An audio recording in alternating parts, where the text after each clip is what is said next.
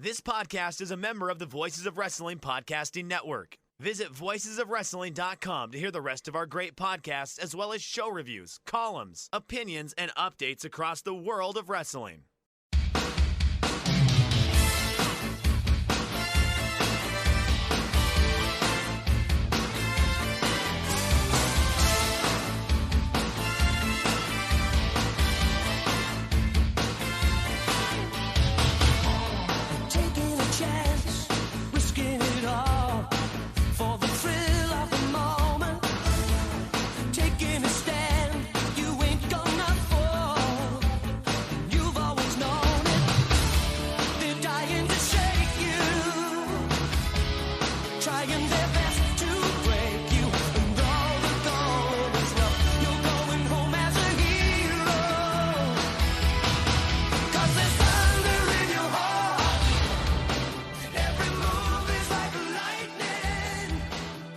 Hey there, Thunder Buddies and travelers down Thunder Road. It's us, Days of Thunder, the WCW Thunder rewatch podcast that you didn't ask for, but we did anyway, coming to you as part of the Voices of Wrestling podcast network. I'm your host, your fancy festive Dan on Thunder Road, Dave Ryan, and I am joined, as always, by my faithful co-host, Stagger Lee Malone. Lee, how are you? This is one of our last podcast recordings of 2022. Are you feeling festive, pal? No. I come in like a fucking house on fire there, just like Stonewall straight away. We're talking about pay-per-view from May. Why are we feeling festive? From May 1999, no less. I'm no more festive this fucking week than I am any other week. You're just like the dad that sits in a fucking chair and just waits for that moment at like 7 or 8 o'clock. The kids are going to bed and like the last guest leaves, and you're the one that gets to deliver the "it's all over now" line. That's it for another year. I'm not gonna lie, I definitely said that. Yeah, no, you definitely have. You definitely have. Just like I predict, like 10 or 15 years from now, you'll be the dad who very early on as his life starts doing the "mightn't be here next year" gag. Again, pretty sure I've said that before. Yeah. My granddad is prone to the "sure, you get me a jumper, I won't be around long enough to wear it." Jesus. He's been saying it for a good 20 years. I haven't reached that stage yet, but yeah. Yeah, well, keep that one in your back pocket. No, I think I've realized I'm slowly morphing into Red from that 70s show. Yeah. Oh, I could see that. I could see you have a touch of the red about you. Yeah. Starting to call Connor and all his friends dumbasses. What? I was trying to think back. I was trying to think of a festive question, right? Festive wrestling question. I've got a very unwrestling festive question for you firstly, Okay, because this is something that came up to me in work. One of my groups are super into this assortment of characters, and they determined that your answer to this question that you're about to answer for me, Lee, tells a lot about someone's personality. Okay. That is, who is your favorite Muppet? We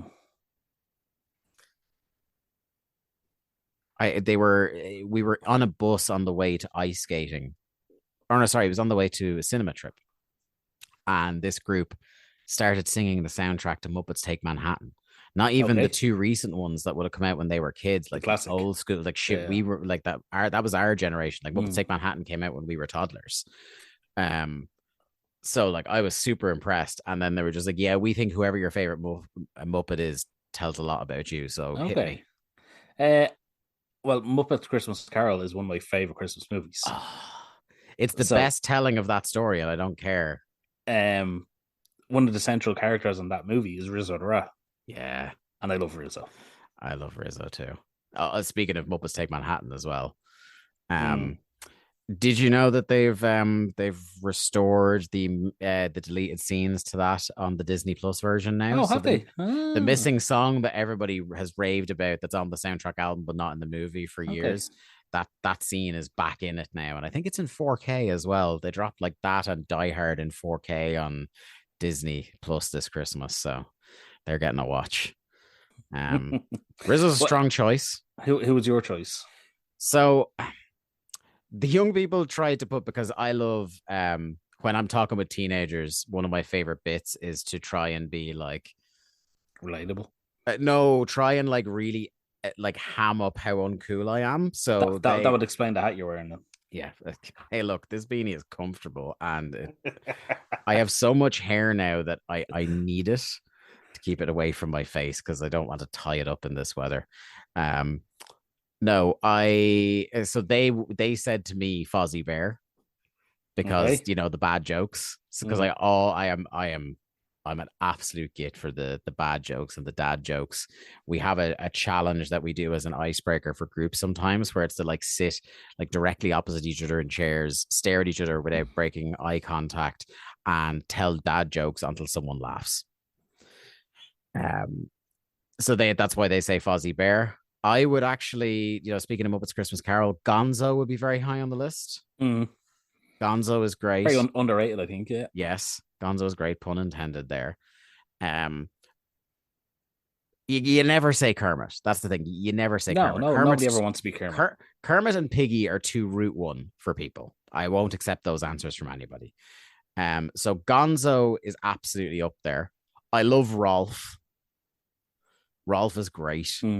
Pepe the shrimp is a classic.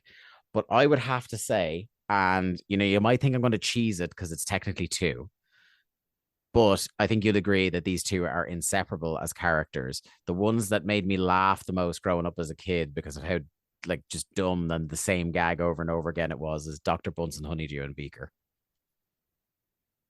Yeah, I can see that for you. Yeah. Yes, and I loved the 2012 reboot of the Muppets so much, but like. Perhaps my favorite bit, and there's a lot of favorite bits in that movie, is when the barbershop quartet do Smells Like Teen Spirit, and every one of the words that you shouldn't sing in a children's movie was replaced by Beaker going, me, me, me, moo. so fucking ingenious. Dumb. Yeah. But I was like, I had tears streaming down my face laughing. Yeah, I love Dr. Bunsen, Honeydew, and Beaker, so that they've got to be up there for me. If I'm only allowed to pick one Muppet, then it's Gonzo. But if I'm allowed a double act, it's probably them or Statler and Waldorf as well. So the teenagers decide what the specific Muppets told them about your personality? I think it's more like your personality is most like the Muppets you enjoy the most. Yeah. I think it's fairly like an analogous in that way. As like so. That's why, in front of a group of teenagers, you don't want to say Gonzo because then they will, to mock you, immediately infer that you're in some way attracted to chickens, as he very much is in that. So you got to navigate these waters, mate, because like when you're talking, kids can be so cruel, can't they? Dude, when you're talking to teenagers, you have to think 3 moves ahead. It's like, as they ask you a question, you're like, right, is this a genuine question or is it a setup to a gag? Yeah. So you gotta it's very twisty when you're talking to them.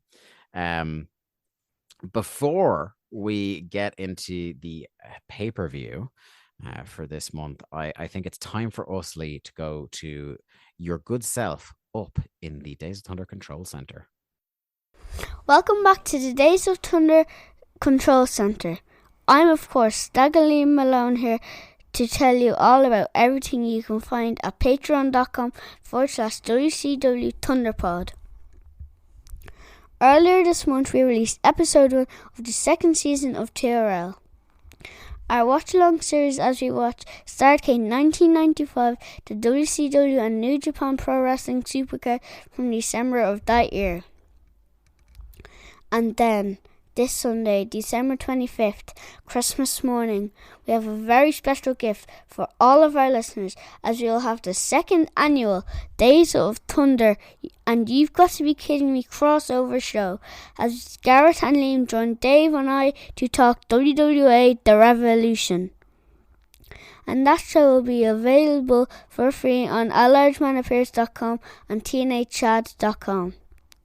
Also, this holiday season, we'll have our second TRL episode of the month as we'll be talking some classic Dragon Gate for the first time ever as we watch Kobe Pro Wrestling Festival 16. For just $5 a month, you will get exclusive access to TRL Season 2 as well as our ever-growing back catalogue of shows, including Rehash of the Champions, our series covering every NWA and WCW era of Clash of the Champions. Black and Golden Days, a series where we work through every season of NXT before we get to the promised land of network era NXT. DOT at the movies, access to Dave's Match of the Year tracker, he likes to call it the sheet. Show notes and exclusive previews to our show before they are published on Voices of Wrestling Podcast Network. And if you think $5 a month is just isn't enough, you can sign up on the $15 TRL tier and you can choose what Dave and I have to watch. Patreon.com/WCW Thunderpod, alargefanaffairs.com. Don't delay, sign up today.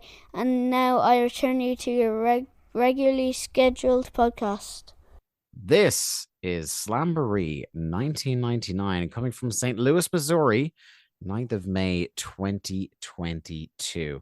We start off with a video package from the end of Thunder, and I know, Lee, since the last podcast you've been itching for some video packages. I just feel like we don't get enough video packages.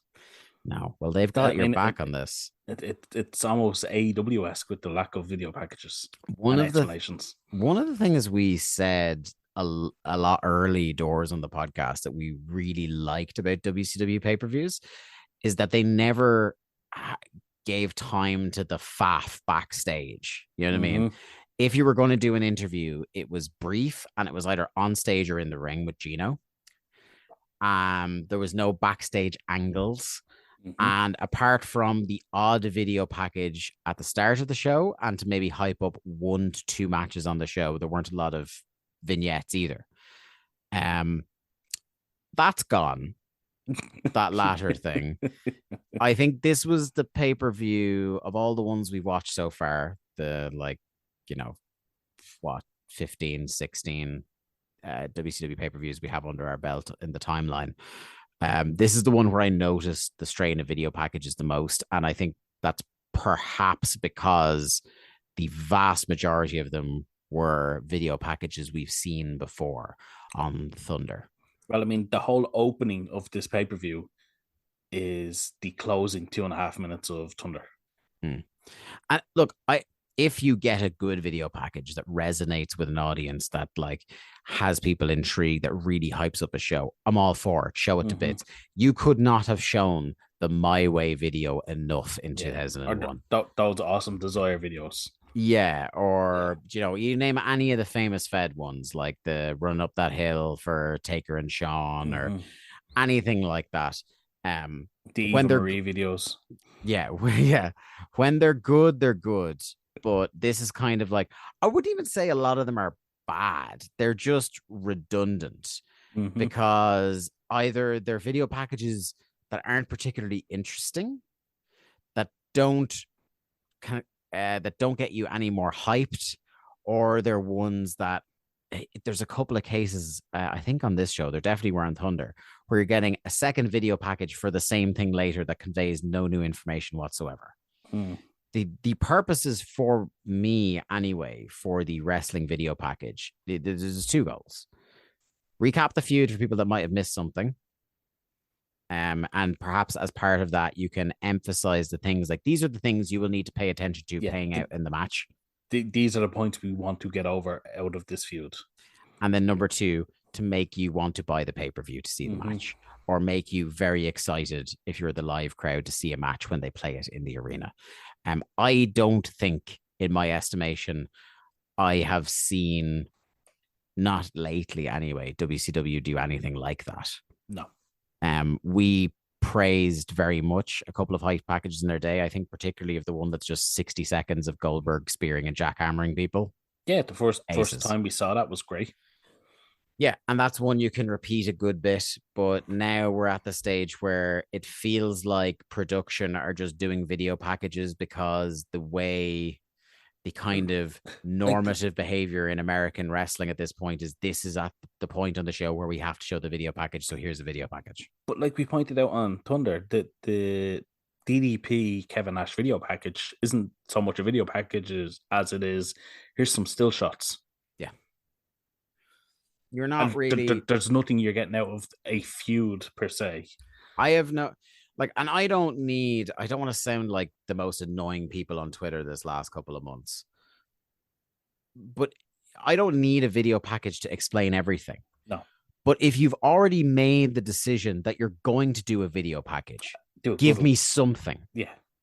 Give me hype, or give me information, or give me a reason I'm supposed to care.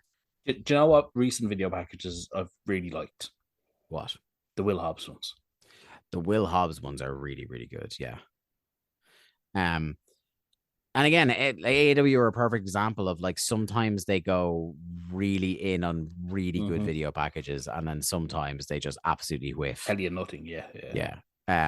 So like no one is 100% on. Like even WWE, who like if you're gonna put your top 5, wrestling video packages of all time, they're occupying 3 of the slots probably handily. Easily, yeah. Even they, like, when was the last time you remember one of those that like proper gave you like chills or anything like that? Brian's Monster one. That's probably the most famous recent one, but even then, I don't think it breaks my top 3. Yeah, I remember the year before that, I loved the Punk Rock one, the champion video package. That was like basically a really cool recap of like the 434 reign and about how are you fuck coming in here and taking this belt off me, you prick. I love that. But yeah, I feel the kind of like this might be our new bit after we kind of like we've harped on the art of the opener enough. And I feel like the next thing will be like the art of the video package. Yeah, employ us to make some good video packages. Neither of us can video edit, but we'll try. Really, no. So yeah, we get, as you said, Lee, we get a video package from the end of Thunder to open the show before the lads run down the card.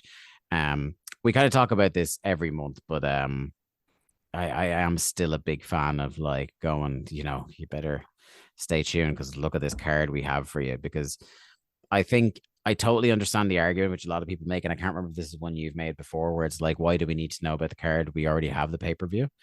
But there's part of me that likes the idea of this quick endorphin release, that it's almost like them telling you, well done on your decision to buy this pay-per-view, because for that money you just spent, and you might still be feeling a bit uneasy about, listen to what the fuck you're getting tonight, mate. What I'd ideally do is show opens, music hits, first match, hot opener.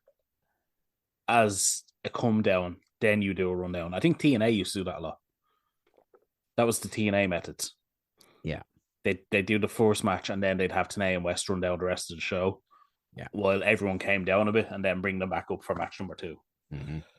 That I think is the best way of doing things on a pay-per-view. Yeah. And I think a friend of the show, Garrett Kidney, would definitely agree with you on that about Actually, what do we do in this situation now? We're 2 friends of our show are both feuding with each other now. I don't know. It's tough. It's awkward. But awkward, isn't it? As always, I trust Garrett to make the right choice. The right choice.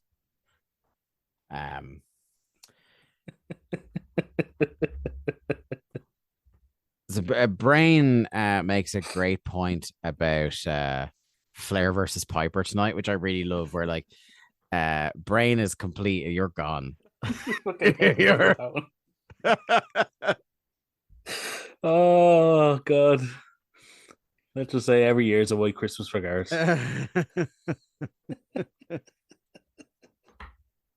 No. Garrett's not too bad. He's all right. I mean, all right. So yeah. I like. You're trying to push through. I like Heenan's You're, point about them you're, both being fucking nuts. yeah, this is like there's a couple of moments tonight where Heenan properly I think he just goes, either way we lose. yeah, he properly enters audience surrogate for like people who are totally sick of like Jesus, the like this has taken the handoff from the NWO versus WCW thing as like consistent WCW bookers and agents think that the most fascinating thing to fans is who controls WCW, which is very funny to me because like you look over across the fence and with the exception of like the bit where Austin is CEO, like that's not the most compelling thing in the hottest company in the world. It isn't like who owns the WWF. It's never in doubt Vince owns the WWF. Yeah. It's it's the whole the Who's the big champion? babyface rebelling Yeah. against authority and who's the champion. They're putting the important stuff where it should be. Like, do you feel that even though it wasn't actually in position as the main event, just from the entire build to this pay-per-view and the way they talk about it across the pay-per-view, did it come off to you like it did to me that Flair versus Piper is being communicated to you as no, that's the main event? That's what we think the most important thing is. I think they put it across as the most important thing. I think DDP is very much suffering from that. I suppose you'd call it the CM Punk thing of, yeah, he's world champion, but that they don't believe in him. He's over there. Here's the real stars. They hobbled him straight away by turning him and taking the title off him again. Yes. And then putting it back on him. But I agree with you because Flair and Piper is like built up as the main event in a sense of this is the most important match on the show. Yeah. But also Goldberg and Sting is like, well, who's the fucking star in this company? Yeah. Yeah. Like I would say in terms of like level of prestige, the world title is third. Easily. Which is really funny because like the Booker is in the world title match. Mm-hmm. You know, and not like, Booker T, who we wanted in the world title match. Yes, indeed. God, if only that Booker was in the world title match, how would we be saved? Who's to say? Gotta say, Tony Schiavone, he's gone leather jacket casual tonight. So, like, I think maybe we can move the Tony giving up on WCW counter up to about a 4 to 5 out of 10, maybe. Yeah, he's reaching that halfway point. Yeah, he's getting there. He's starting to cook now. To cook. Gene is on the ramp to plug the hotline. And there's a line in here that just got me because not because he was trying to, but because like just how much this guy wanted your fucking money, like to quote Sir Bobby Gandalf himself.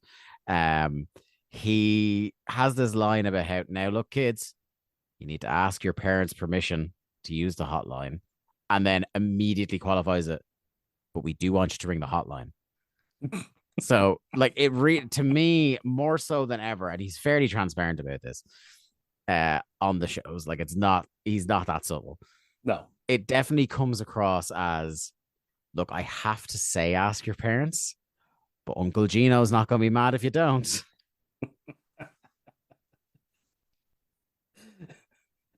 Who in 1999 is trusting Mean Gene? No one. Mr. Peanut looking motherfucker. Like, how much do you reckon? Like, is it like the Corey hotline or the the American foot? Is it Smooth Jimmy's? The Sin Nat E. Yeah. If anybody has any recordings or any experience with the WCW hotline, I'd love if you could tweet us at WCW Thunderpod. I'd love to, like, even just if you grew up in America at the time of the 900 numbers. It's such a fascinating era to me because I think we mentioned it before on the show where they were all the rage in America, which means they were mentioned constantly on TV shows you and I watched growing up, but they were never really a thing. They weren't a thing here, no. Yeah, like the closest you got to them were the ones that were in every country of the world, which is like, hot singles in your area. Call hot girls, yeah. Priest chat, as the Father Ted skit went. It's just a fascinating concept to me. Right, next up, World Tag Team Title Triangle match. Kidman and Ray, the champions, versus Parents Saturn and Raven versus Chris Benoit, Dean Malenko with Arn Anderson in their corner.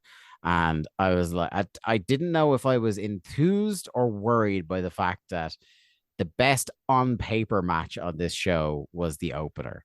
Mm-hmm. Yay, because we love hot openers on this podcast, but boo, because at least in terms of in-ring quality, it is all very likely downhill from here.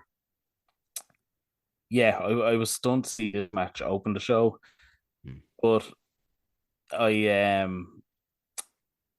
think it's the best built story of everything on the show. Yeah, and like coincidentally, it involves Raven again. Yeah, it's fucking funny, that, isn't it? Yeah. Like this is a feud that's been going on for what, nearly 3 months now between the Horsemen and Raven alone. Yeah. Then you add in the added pieces of Saturn, then Ray and the Kidman, and like they're kind of semi doing that Ray and Kidman coexist thing. Yeah. But I just want to talk about how, like, the first team out are the Horsemen. And they're just making their entrance. And I'm just looking at them like there's no pomp and circumstance to the Horsemen. Yeah. The Horsemen music plays and Arn Anderson leads them to the ring. Yeah.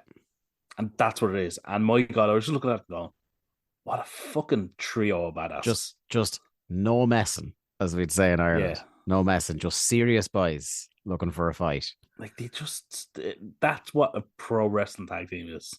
Yeah, just razzlers. Do you know what? Like, speaking of guys about this level on the card, something that was pointed out to me, we talked about the end of Mike Enos on the last show. It would be remiss of me not to point out that officially in the timeline, we will have no more Chris Jericho.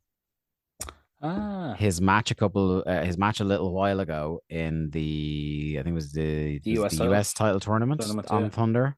That was his last match we'll ever see. He's on the house show loop for the next couple of months, or the next maybe 6 weeks, and then he's gone. So there might be a. I don't think we'd do a full jump over to Raw for it, but I think the week he debuts, we should watch his segment, which is like an all-timer debut. Mm-hmm. And you want to talk again like about a guy who will save most of the chat for the time, but if there was ever any doubt in your mind that guy was more over than WCW were letting him, listen to that reaction when he shows up and interrupts The Rock of all people. Mm-hmm. People fucking lost it. But anyway. Trust me, it wasn't a surprise that it was Jericho. Oh, no, I knew it. Yeah, no, look, even in my kind of I wasn't online at that stage, but I was reading wrestling magazines. It's like, even I knew Jericho was coming over. Like, because I think I'm watching by this point. So I think I saw the very, very end of Jericho in WCW at the time. And so when he pops up, he would be like the first big defection that you saw. Yeah. That I saw when I had started watching both. I'd seen defections, like I'd seen people leave from WWF when that's all I was watching. But this was the first time I noted a big defection in my fandom. But anyway, yeah, this was just like, this is such a great combination of just fucking wrestlers. Do you know what I mean? Like, you have a great high flying tag team in Kidman and Ray. You've got like you said, the absolute classic professional wrestler badasses that are the Horsemen. And then you've just got these all-rounders of a guy who's been holding the story together in Raven, and just a fucking just kick-ass all-impact pro wrestler like Perry Saturn. And that's not to say that Raven can't wrestle. Like, do you know what I mean? This is before his body starts to break down. Like, man can still go with the right guy. It's obviously not his wrestling isn't the most appealing thing about his act, but it's not bad by any stretch. No, it's just outshone by his charisma and his his psychology and things like that. We should also say we have now officially reached the Dungaree Rey Mysterio era. Yeah. Evaluate the Dungarees for me. The Dungarees. Dungaree I think Mysterio Jr. I think they're fairly basic, just denim dungarees. Mhm. I don't think they're any way spectacular, Yeah. but it does not bode well for the future of Rey Mysterio on Days of Thunder. No. The dungarees were a harbinger, and they were really the dungarees were a real moment, weren't they, in time? Yeah, they came back there a couple of years ago as well. Yeah. I feel like they're still like a kind of like mom thing. Are they? Like moms like and like really small kids. I will say they're definitely a thing for small children. Yes. Like up until the age of like 3, Yes. I want to say. Mm-hmm. It's still a thing because I know Jen fucking adores buying or did buy Connor a lot of dungarees and has definitely bought dungarees for Grace. Yeah, I mean, in terms of like a good outfit with a bit of like practicality for like the kids being able to just like get the button and like pop the button and change them and stuff like that, I completely get why those are still quite popular. But yeah, as a thing for an actual adult to wear. And I think you maybe hit on a point there when you were talking about kids, is that like if you're looking to take Rey Mysterio seriously as a like a grown-up serious wrestler, infantilizing him with dungarees is probably not the move. Like I'm not saying you need to put him in a fucking suit. But I mean, to be fair, like there's no you can never get past when you talk about the Rey Mysterio aesthetic. You can never get past like the dumbest decision in the history of the earth is to take that mask off him and not like fucking push the guy to the moon and manufacture thousands of those things to sell to kids like would be done 4 years after this in WWE. Let's not forget WCW was the PG company. Yeah. It was funny because I was wondering, would this be a match that like just starts off with mat wrestling, or would it like, you know, start off quick or anything like that? But we got our answer really quickly in when Perry Saturn just grabs Kidman, German suplexes him over the top rope outside the ring. Saturn's not one for starting slow. Nearly kills a man within 90 seconds. What do you think about the rules of this match where it's hate it? Yeah, it's constantly, it's for people who don't like the psychology of three-way dances. They found a way to make it worse, where it's always got to be a three-way and you can only tag your own partner in. Now I can't say I'm particularly wild about the other version, you know, where it's two men and you can tag in anybody. Yeah.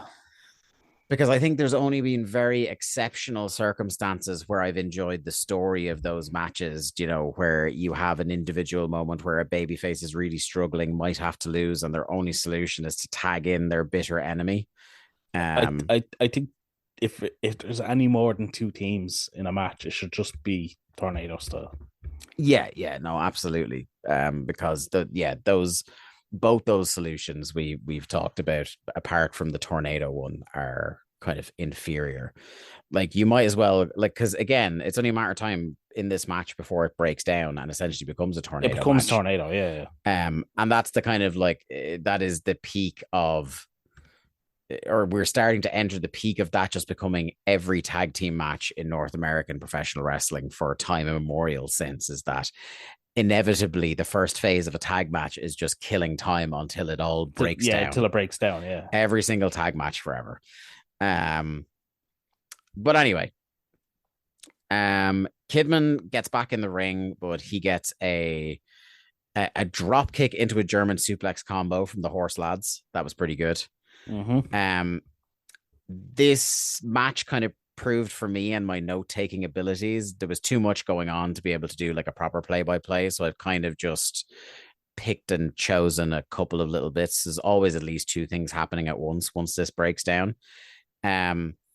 There's like, and I think maybe in terms of putting the match together, the wisest thing to do is what the entire middle stretch of this match is, which is the Horsemen in the ring controlling the ring. Yeah.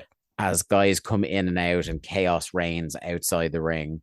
And the referee just like fucking throwing his hands up. He's completely lost control of this within a couple of minutes. They get heat on Saturn. This is where I was kind of having my reflection on that the dungarees never really worked for me. Towards the end, and it looks like Saturn is signaling to finish Malenko. Arn comes in. We haven't had one of these in a while. He hits the spine buster on Saturn. Kidman is up top on getting ready to do the shooting star press when, would you believe it, Lee, a large man appears. Haven't had one of those in a little while. A mystery large man appears. Yes. Who could it possibly be? Knocks him down. Even flow. Raven and Saturn win. Even flow off the top rope. Yes. Lovely. Like it was that kind of like, you know, the Randy Orton DDT type thing with the legs draped on the top the rope. Draper DDT, yeah. The mystery man then unmasks his Canyon. I was then, and this is not the first time I have wondered about why Chris Canyon went under a mask. When he was trying to go in disguise when no one knew what he looked like was a peak era of him. But this was like, why was he in a mask here? And I asked this for two reasons. One, because he instantly takes off the mask. Well, yeah, one, no one saw him anyway come in and do it. And it wouldn't have mattered who he was in terms of like disqualifications or anything like that. And yet, number two, he immediately took off the mask. Yeah. There was no mystery to it. No. And it's not like he needed it to sneak into the building. I'm pretty sure people would be more suspicious of a man in a mask running into the building than employee of World Championship Wrestling Chris Canyon coming in. There's a couple of moments like this on the match on the pay-per-view, where I think Nash or Bischoff or some combination of the people backstage didn't think about the logic behind something. They just thought it would be a cool visual. They like the idea of someone taking off a mask and people reacting. Yeah. While we're talking about Canyon for this brief moment, what did you think of Brian Cage's Mortis inspired gear at the ROH pay-per-view? Look, I can very much take or leave, and I'm heavily emphasizing leave Brian Cage in the year of our Lord 2022. But I know he was tight with Canyon. Him and the Bucks were. I thought it was great.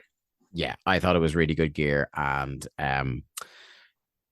the Canyon Dark Side of the Ring episode really opened my eyes to how influential that guy was and how much he helped a lot of the Cali guys from this generation kind of get a leg up in wrestling. A guy who I think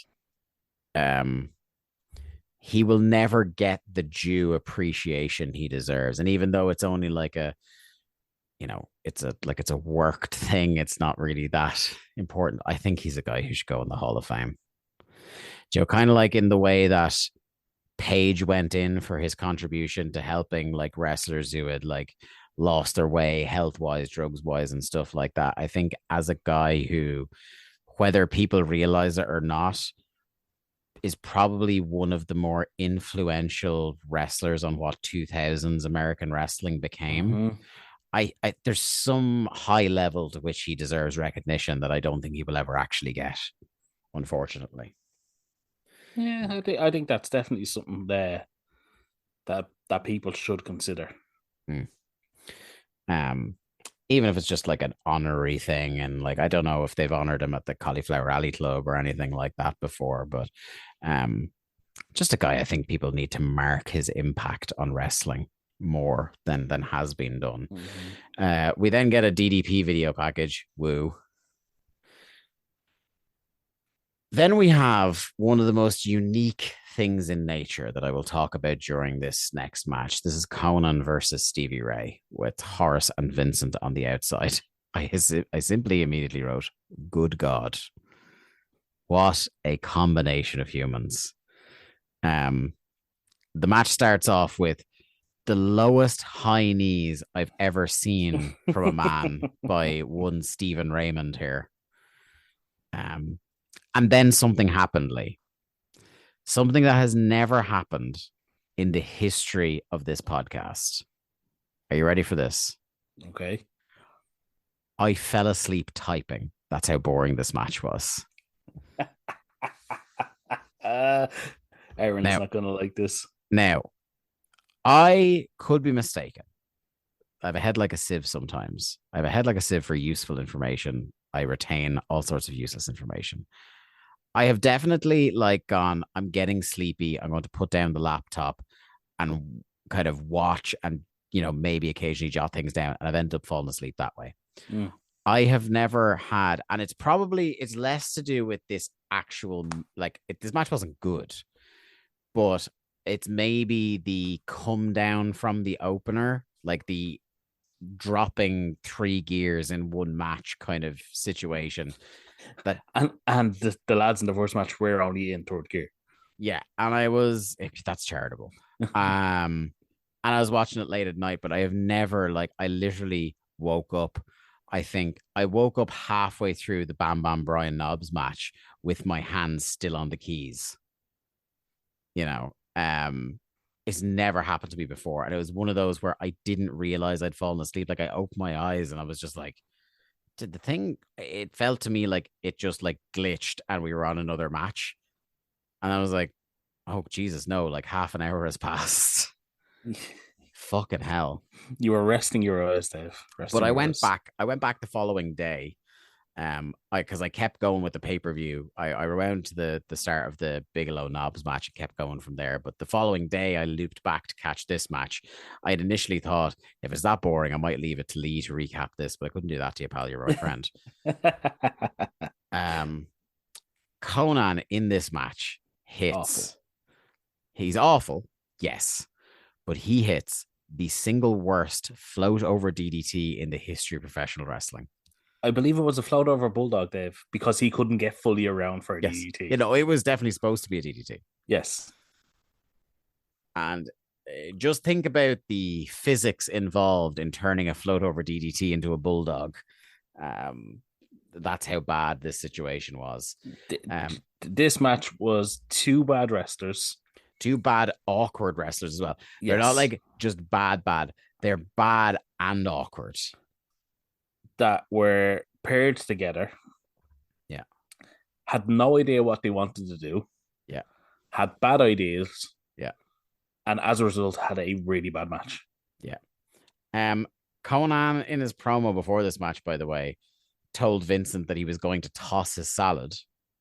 But because of the angle Vincent was standing at outside the ring, poor Scott Dickinson thought that Conan was talking to him because he says, you're going to toss my salad, or no, I'm going to toss your salad. And Scott Dickinson, just his eyes just bulged for a second, what? And then he said, I think he was he about said, salad dressings or something, was it? He said that he said that Stevie was going to peel his potatoes. I can follow the metaphor of what toss a salad means, but peel your potatoes, you've lost me. Sorry. He's going to shave your balls? Is that what he's going to do? It's an odd forfeit for the match. I thought too much about this. It's fair to say. You really have. The match ends after Ray comes out, takes out the B team and hits a seated senton off the top on Stevie as Conan is rolling him up. Ray looked good for the couple of seconds he was in, but even the Conan part of that finish where he's doing the roll up is the most awkward, he was trying to roll him up. Yeah. Ever. It's a bad match, man. No, sorry, Aaron. Yeah, genuinely, it might be the worst match we've seen on a pay-per-view. It's up there. And it worst, not in terms of star ratings for me, but worst in terms of there's nothing interesting I have to say about it. It just bored me. It wasn't so exceptionally bad that I can sit here and go, this was abysmal. This was abysmal. It was just there was several bad spots and then nothing of any interest whatsoever for the rest of the match. It's just the fact that in the middle of 1999, we're still going ahead with the B team. Mm. Yeah, what is the NWO now? And the B team is running way further into 99 than I remember, which makes it really funny. There's a couple of things. This is very reminiscent of another angle in this show where by the time the B team goes away and they do NWO 2000, it's NWO hasn't been long enough for anyone to miss them. I was just gonna say that it makes you realize that the NWO genuinely never really goes away. No, No. Much like herpes in that way. Kevin Nash video package. And then we get Rick Steiner in the internet location. Now, I'll tell you what, if you could have hit the red button and switched commentary track to Rick Steiner in the internet location, I would have listened to him for another 40 minutes. I'd rather listen to him than fucking watch him wrestle. He's trying to unveil this Pepe Sylvia conspiracy theory that Booker and Stevie, the brothers, are in cahoots. Foreshadowing. And the man who isn't Mark Madden at the booth says to him, but those brothers, they're estranged. To which Rick replies in my favorite line of the whole show, Dave who? Which is very much a callback to the version of him we have seen on Rehash of the Champions, where he's playing an idiot. An idiot, yeah. Good Lord. Good Lord. Awful. Hardcore match, Bam Bam versus Brian Knobbs. Two things this match had going against it. Well, you missed the Bam Bam and DDP exchange backstage. Yes, there was a non-mic'd exchange between the two boys. Again, foreshadowing. I was disappointed that like this also in this video package, Page had his belt on backwards as he so often does, and then when he came out for the match, he didn't. Well, he'd obviously turned it around. Well, obviously, yeah. Or he had turned around so fast. Actually, you also forgot to mention that Canyon was wearing a DDP shirt. Yes, he was. Seeds are being planted, my friend. Exciting seeds, I will say. Well, I mean, they are from the Garden State. Yeah, so. I love those lads. So we get the hardcore match, Bam Bam Bigelow versus Brian Knobbs. Like I said, there's two things going against it. One is Brian Knobbs, and two is that if you wanted to get people hyped for Brian this Knobbs match, has also taken. What was that? Sorry, I said Brian Knobbs has also taken Bam Bam's gimmick of not having any entrance music. This is the other thing I was saying that works really badly against them. Is that this was, if you wanted to get people, 90s crowd hyped up, it's entrances and finishers, and you have two men with no music. Just doesn't work. No, does not work. We praised recently enoughly a hardcore kind of like garbage brawl on this show as being like a really good quality idea for an opener. This was not that. No, it wasn't. This was bad. I mean, very early, like this just becomes a mess. And I want to say it's 95% on Brian Knobbs. The man has no right being on television. Yeah. And again, like I know a little bit of it is going to be of the era. And the last time we had Knobbs and Sags around WCW, this was a discussion point you and I had. The fact that I don't think I'll ever appreciate them the way fans did when they were at their most popular, because I am several years after that. So I've only evaluated them without the nostalgia, and they're terrible. Yeah. Now, look, I can enjoy the Nasty Boys as a team. They had some very good matches. I 1999 Brian Knobbs, I just cannot. Like, it's now been what, 2 matches we've seen.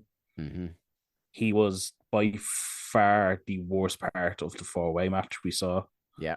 On Nitro, that was Nitro, wasn't it? I think it was Nitro. I think so. He was far and away the worst part of that match. Yeah.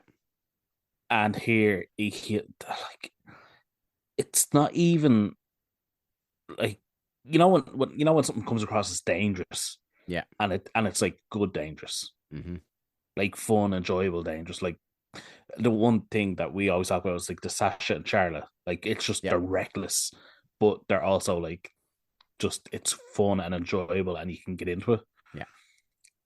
Brian Knobbs is just dangerous and it's worrying and reckless, and you get the impression this man has no control over anything he's doing, and not in a and like no respect for Bam Bam in this case. Like he's not, like Brett always used to harp on it about like you protect the guy you're in there with Mm-hmm. because it's a show of respect for him and for the business. And you got to acknowledge that when you're in there wrestling a one-on-one, another man is quite literally putting his life in your hands.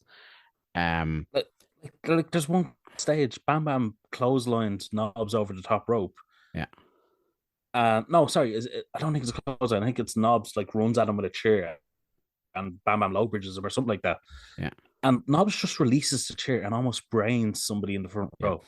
And there's a couple of times with Plunder in this match where he fully lets go of the item before it hits Bam Bam.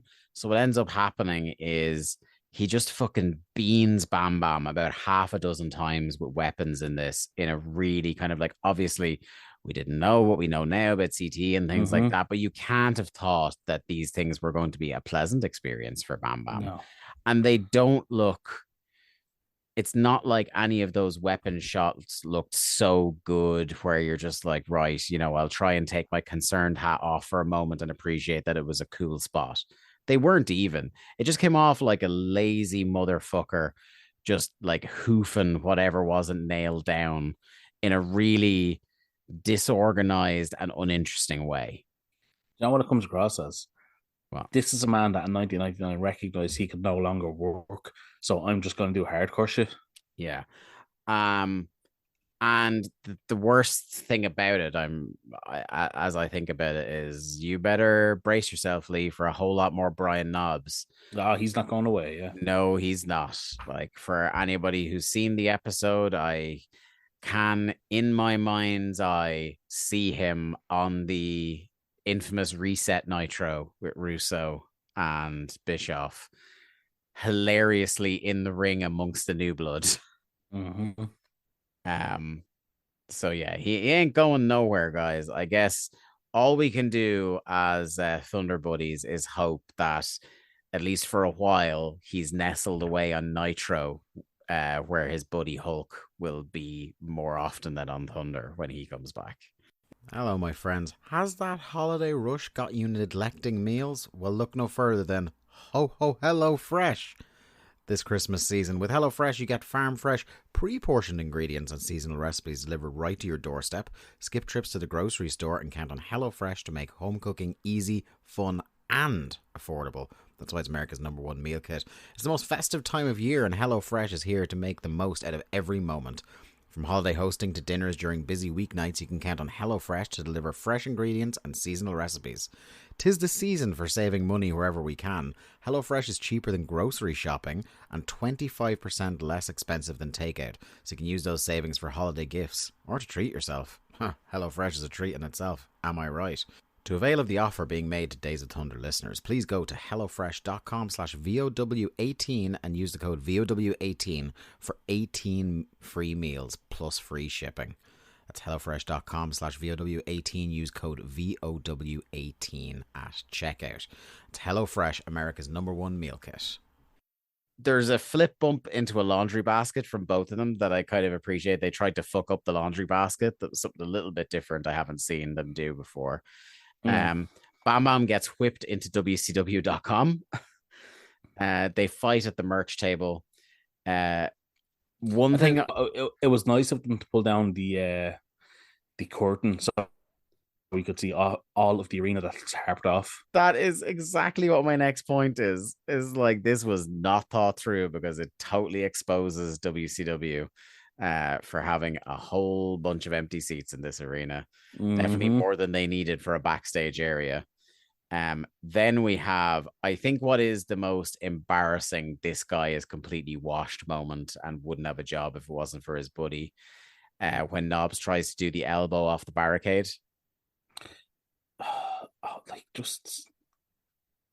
It's so bad. Like this like somebody that is that bad should not have been working for one of the top 2 companies in America at this point. Like, so, can you imagine somebody at that level being put on WWE television in 2022? Brian Knobs both manages to hit and miss the elbow because the spot is supposed to be, because it leads directly to Bam Bam winning, right? The spot is supposed to be he misses the elbow, Bam Bam recovers. So he's trying to miss the elbow. And yes, Bam Bam is a big guy, but he's not as big as the entire floor of the arena. And yet somehow the one spot of the floor he picks to go to is the one that Bam Bam is clearly already rolling towards out of the way of the elbow. Like you're always, when you do the elbow, you're supposed to drop short so that the other guy rolls away from you. It's basic shit. He was supposed to do the elbow through the table. Yeah. Like he was supposed to like do an elbow drop and put himself through a table. Yeah. And he like amazingly overshot the table. He amazingly hit Bam Bam. Missed the thing he was supposed to hit and hit the thing he was supposed to miss. What a fucking idiot. And Bam Bam just gets up, suplexes him through the table. Yeah. Is definitely not the actual finish. To which I gave it my my trademark Dave rating of piss. Next up, we got a world television title match. It's Booker T defending against Rick Steiner. Booker T looking like $1 million, but he dramatically overdid the baby oil tonight. He was wet. Glistening. He sure was. Rippling. He was coming out here. It's one of them moments where you can hear somebody move. Yeah, absolutely. That slushing sound. Yeah, sloshing about the ring. We have to talk about Nick Patrick. Oh my God. I didn't even recognize it was him at one point. Here's what I wrote, a few lines down from here. I wrote, get a load of porn ref. And then within, like, before I even got to the end of the sentence describing his thick mustache and rat tail, I was like, oh my God, that's Nick Patrick. So he's got the porn hash is like full on. Yeah. As you say, he has the rat tail, like he has the elastic band ponytail. Yeah. Going on because the hair is just out of control at this point. There's some fucking shit going on with these referees' choices of hair in this company, man. And like like it's John Travolta-esque how open the collar is on this man's shirt. Yeah. Like I saw way too much of Nick Patrick's navel. Fucking it, like an absolute disgrace. He looked like absolute shit. There's no way. I know it was a different time. I know it's 1999. And I know wrestling is usually, in terms of fashion, several years behind the rest of the world. There's not a chance you're convincing me that this was a good look for someone to have in 1999. Like, where the referee is partying harder than anybody else in that company. I don't know. Nick Patrick by himself maybe was. No, but like, isn't there another ref that's like? Oh, there's a couple of them. I think Randy Anderson still has the big porn tash. There's definitely a third referee. Oh, I know who it is. It's Johnny Boone. Johnny Boone, yeah, with the earrings. Yeah, Johnny Boone has the earrings. We have Mickey J is refusing to give up on the hairline that gave up on him 10 years ago. There's just a lot of choice. Yeah, Little Nate is Little Nate. There's a lot going on in the referee corps in WCW at this stage. I mean, the coke must have been good in there.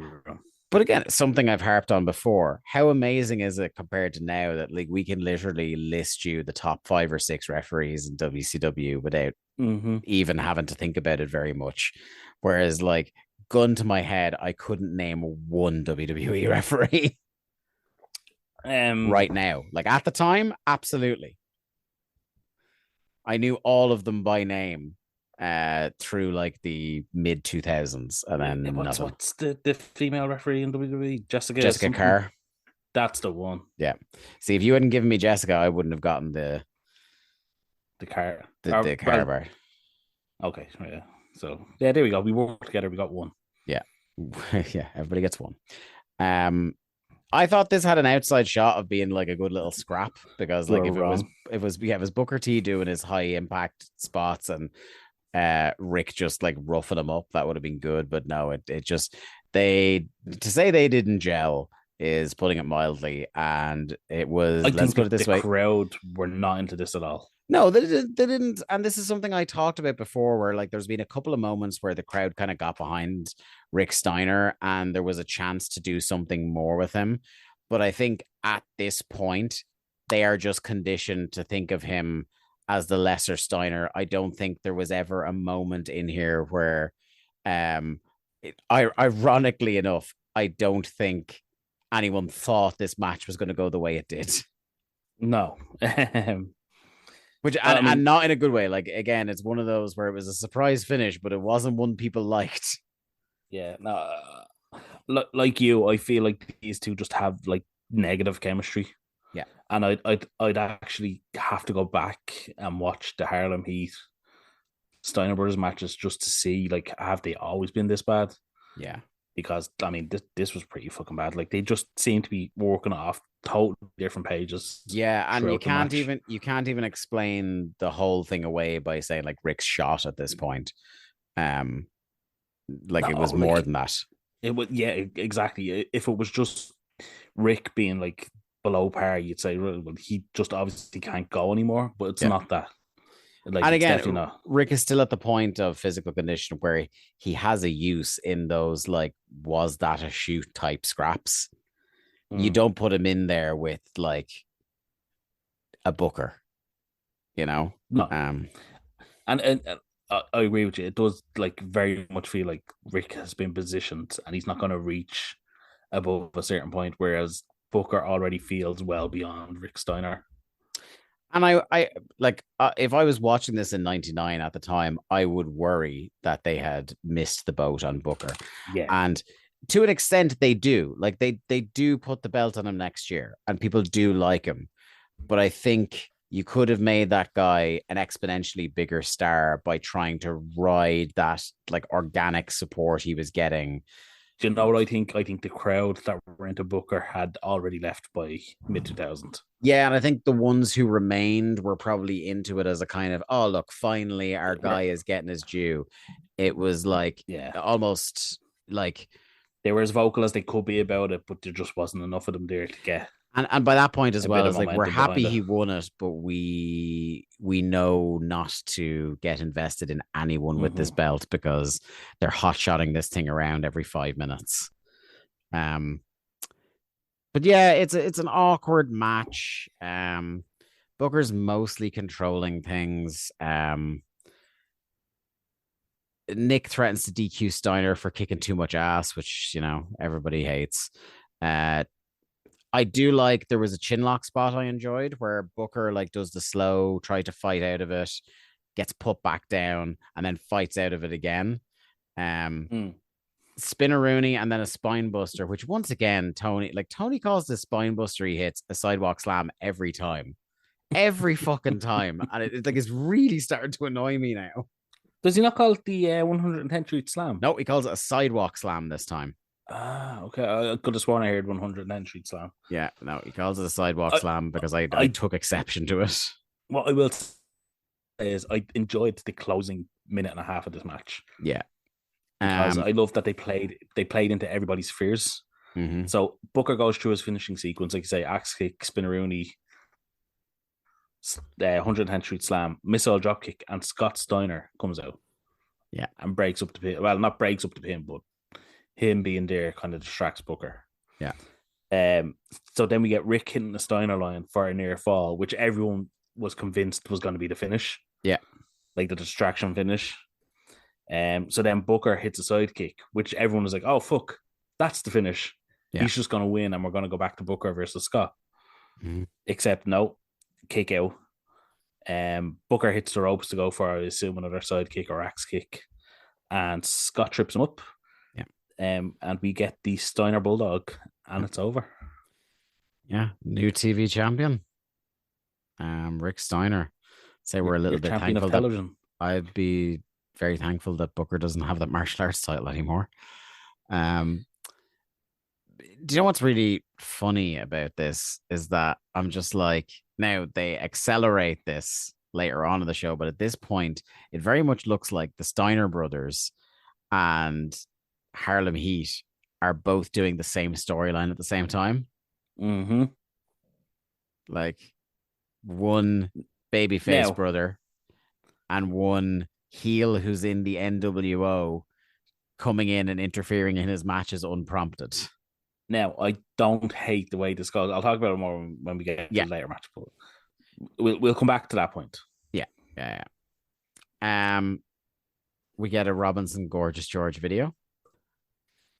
Then we get Rick running around backstage screaming "Scotty," which in the context of what happens later makes no sense because it seems like he's going to like hunt him down. But then anyway, we'll get to it I later. did like he's screaming for Scott. He runs into Buff and wishes Buff luck.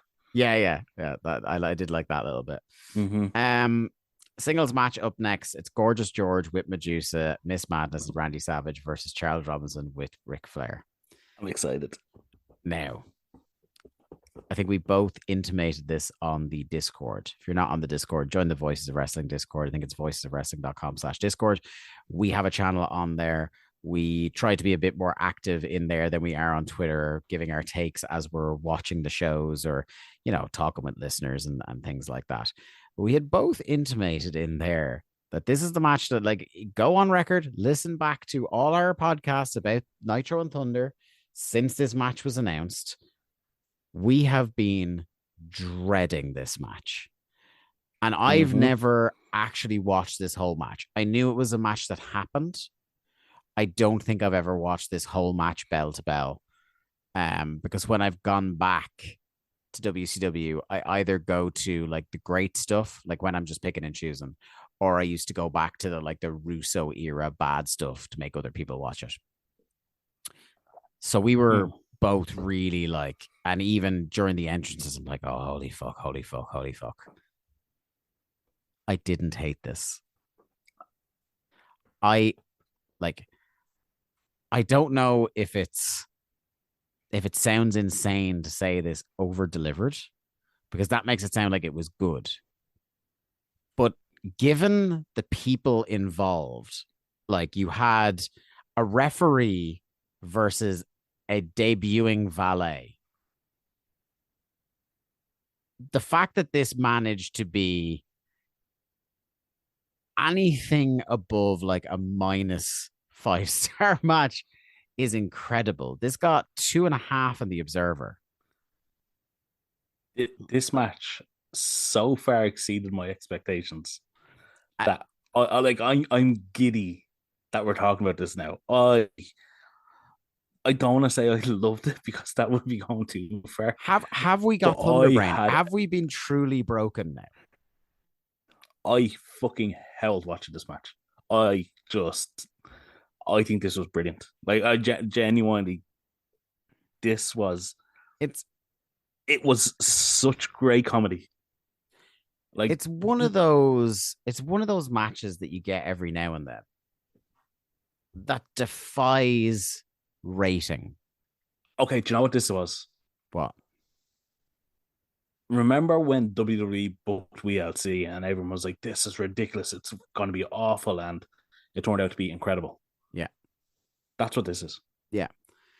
It's like, I suppose an extreme, like high level example of this is 2 matches I thought of from WrestleManias are Shawn Michaels, Ric Flair. No, Shawn Michaels, Vince.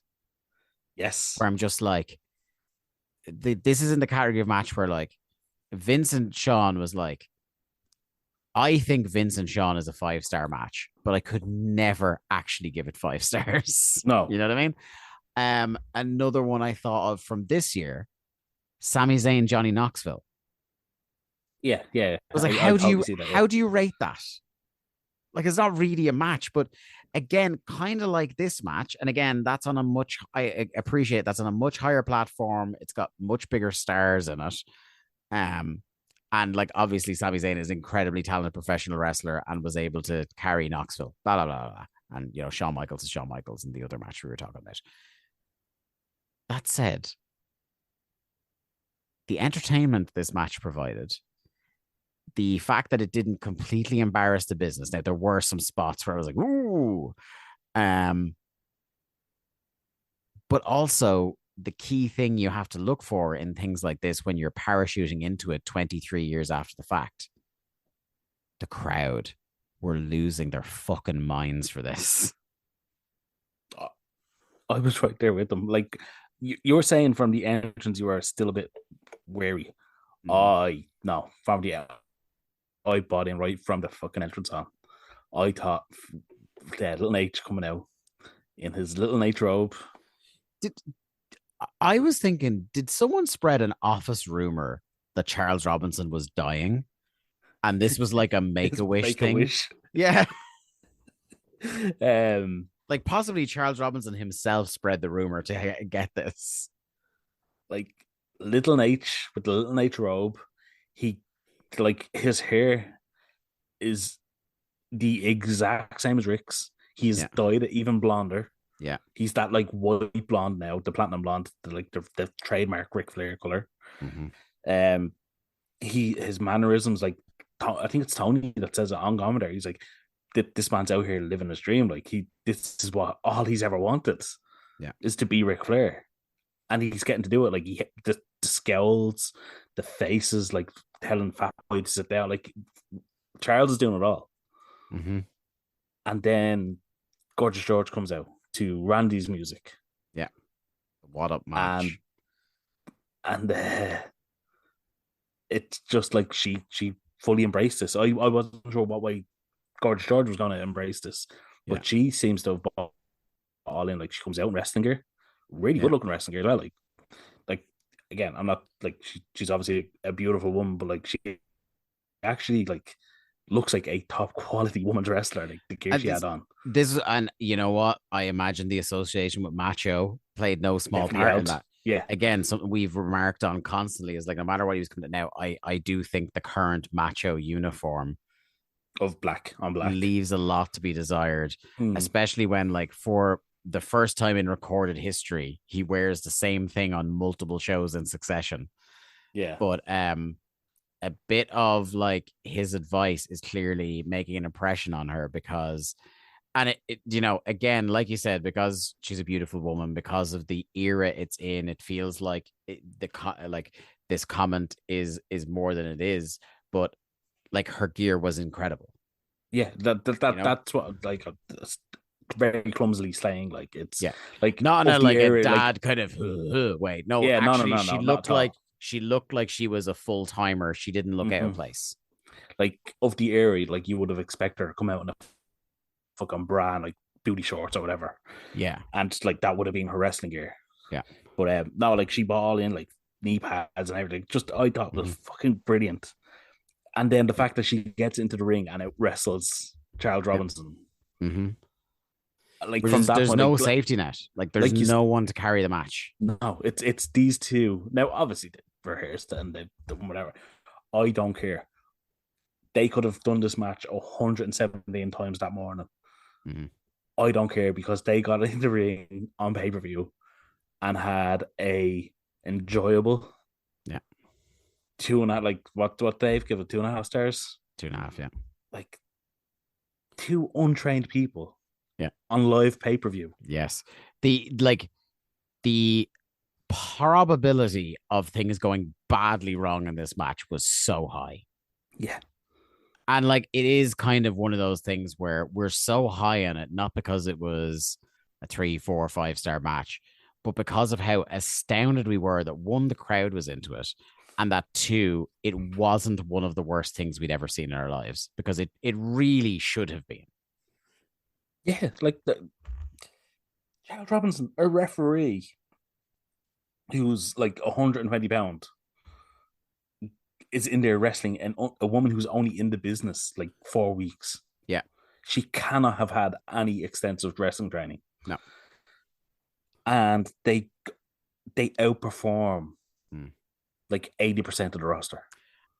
One thing I can't remember if we've said it about George before as well. Like this, I would buy into like her, like giving it her all because people do talk about her as just being this absolutely genuine, like warm and nice person, sweetheart. Yeah, and that no one had a bad word to say about her. And this was a time and a company where if there was something bad to say about somebody, it was being said.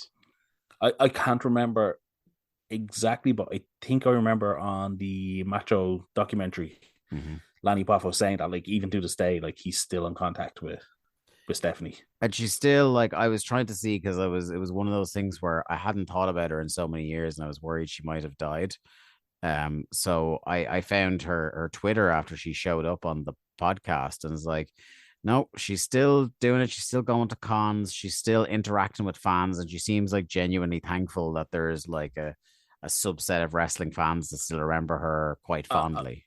I'm remembering that correctly. Her real name was Stephanie. Yes, Something, wasn't it? Stephanie something. Yeah. Yeah.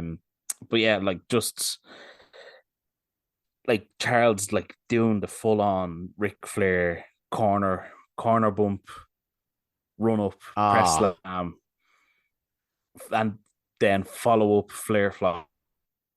Just you know what? Like there's like so many like tribute wrestlers or people who are like emulating their favorite guys and things like that. But like for a guy with no experience in the ring to have done this accurate a send up of Flair is just like it kind of blows my mind. Is like you could tell what absolute pride and joy Charles Robinson had in himself that he was getting to emulate his genuine hero while he was ringside. Yeah.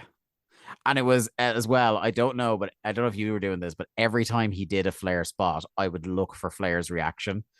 And by God, was that man popping out of his shoes for everything. Yeah, he had to have been.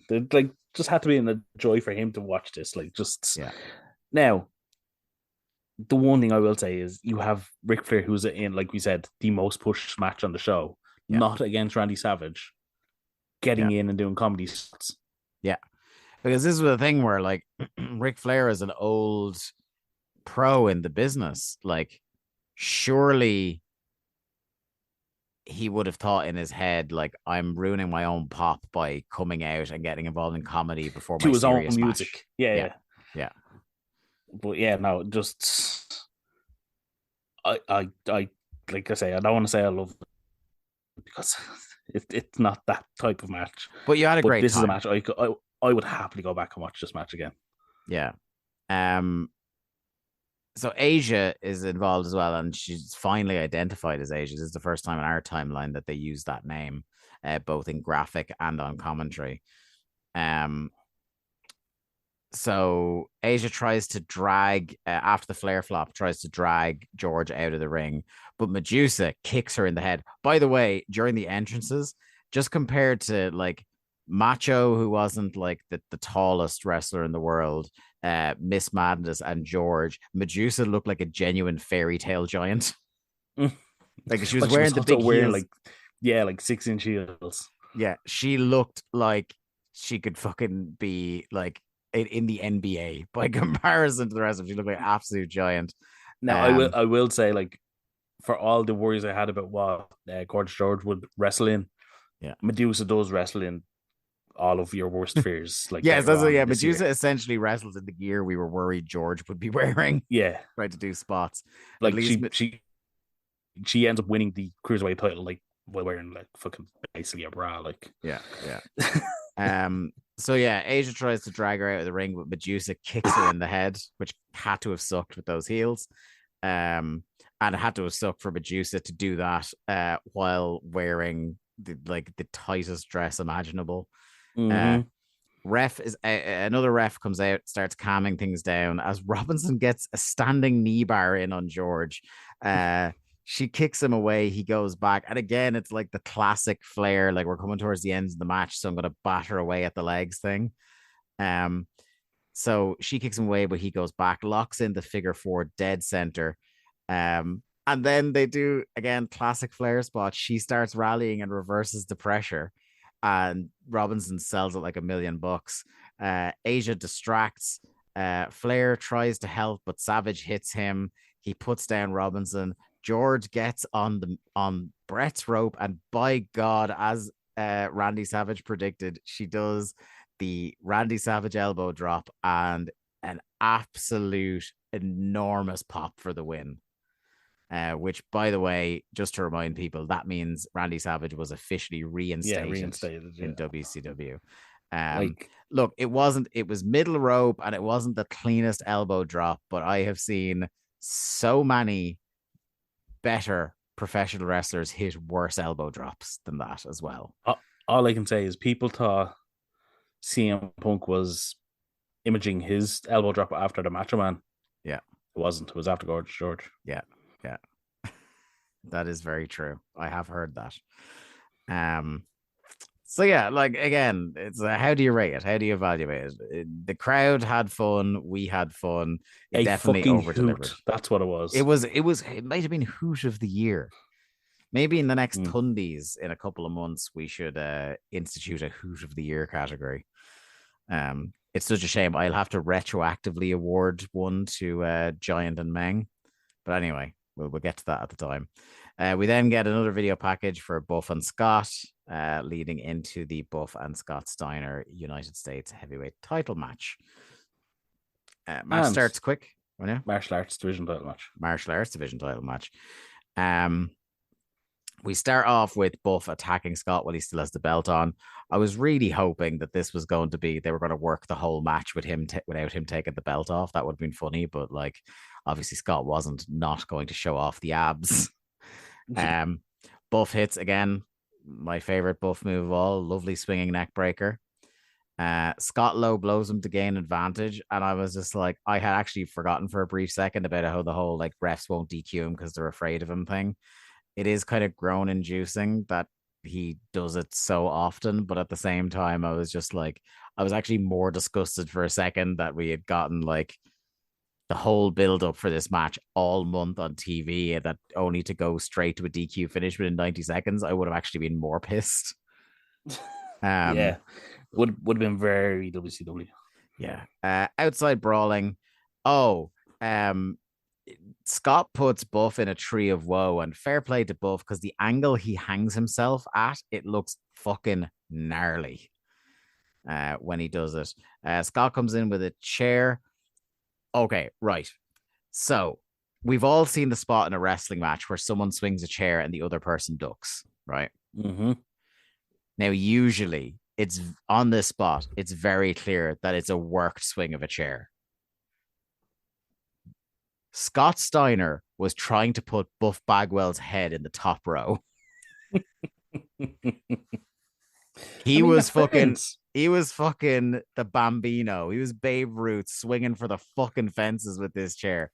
This chair came at such a speed that like I want to clock the speed that Buff did ducking because it was so fucking impressive. He got out of the way, and it was just a really cool little spot because he absolutely goes to decapitate him, and the momentum of how hard he swings Scott in a full 360 spin, and by the time he turns around, Buff has rotated in the other direction and hit him with a lariat. I thought it was like, again, for two guys who are not known for their impeccable timing in the ring, to say the least. The margin of error on that spot for like somebody to end up facing the wrong way at the wrong time or something like that, or Buff to actually get killed on live pay-per-view with a chair swing. I really love that spot. I wasn't wild about the match, but I love the spot. Yeah, I agree. Yeah.